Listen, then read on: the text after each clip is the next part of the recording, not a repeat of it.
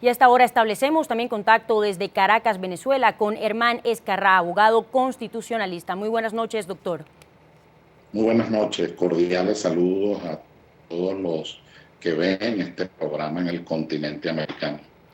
Bueno, ¿está el Tribunal Supremo de Justicia tal vez escribiendo una nueva constitución con estas interpretaciones que está haciendo?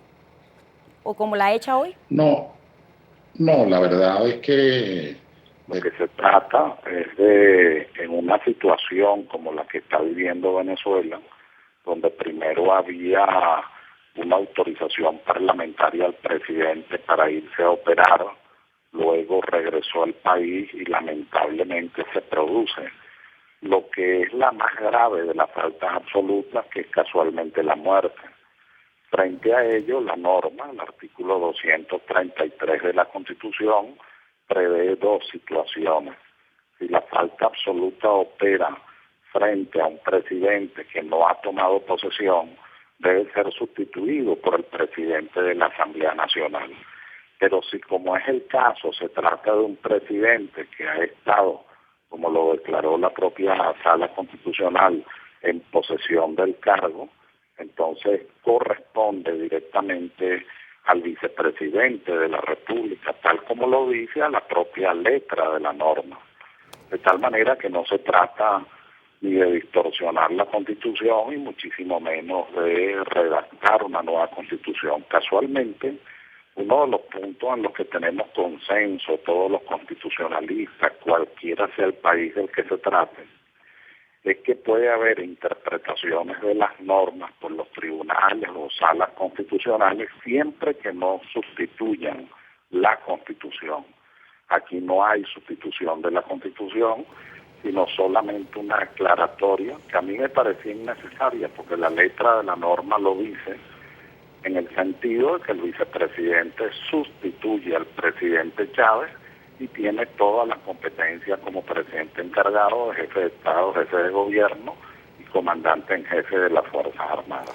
Ahora bien, doctor Ezcarrá, pero existe la posibilidad, eso sí es justificable por un lado, que el candidato sea presidente en funciones y el gobernador no pueda ser gobernador en funciones, que eso es lo que están también ventilando, que Enrique Capriles, que sería el eventual candidato de la oposición, va a tener que dejar la gobernación si quiere participar en una contienda. Eso por un lado, y por el otro, entonces, ¿qué es lo que está diciendo Enrique Capriles? ¿Está tratando de incendiar al país con malas interpretaciones o con mentiras? La Constitución señala de manera expresa, se lo leo, no podrá ser elegido presidente quien esté en ejercicio del cargo de vicepresidente, ministro o ministra, gobernador o gobernadora, alcalde o alcaldesa en el día de su postulación. Acabo de leerlo. Es decir, esto no ocurre con el presidente. ¿Por qué? Porque es un sistema reeleccionista. La enmienda número 1 de la Constitución prolongó el sistema de reelección, ya no es solamente por un periodo, sino que pudiese ser indefinido de acuerdo pues a las manifestaciones de la voluntad popular. Entonces queda excluido el presidente, no así el vicepresidente, los gobernadores, ministros o alcaldes, de conformidad a la norma constitucional. Ahora, doctor, pero hay quienes dicen que la sentencia tendría un contenido político. ¿Qué decir al respecto? Bueno, toda sentencia constitucional tiene un sentido político, porque la Constitución no es otra cosa que el conjunto de límites, atribuciones y competencias del ejercicio de los poderes, de la organización del Estado, de la estructura del Estado.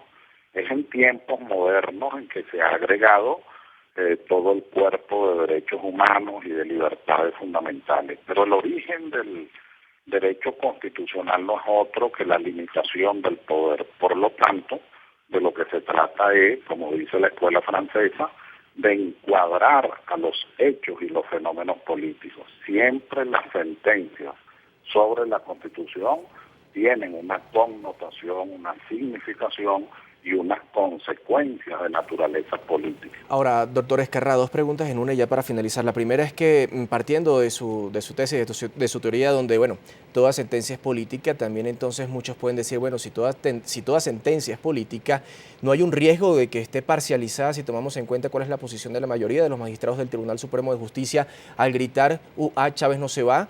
o la revolución va a continuar, entre otros actos públicos que han hecho. Eso por un lado, pero por el otro también están diciendo que tal vez si usted se mantuviera, al parecer, dentro de la oposición, su postura, su análisis sería distinto, pero que ahora estaría buscando ser uno de esos magistrados del Tribunal Supremo de Justicia y por eso tal vez tiene una opinión favorable hacia el gobierno de ahora, Nicolás Maduro. Bueno, la segunda pregunta no se le va a contestar porque considero que es una falta de respeto. Doctor, es lo que dicen. Yo pregunto lo que dicen. En cuanto a la primera pregunta, cuando yo digo que se trata de sentencias políticas, lo digo académicamente. Usted estudia la escuela francesa, la escuela española, la escuela latinoamericana, la escuela alemana, y siempre que se hable de constitución hay una realidad política, histórica, social, cultural, que debe ser tomada en cuenta. Eso es a lo que yo me refiero. Yo no me estoy refiriendo a oposición o gobierno o a partidos políticos.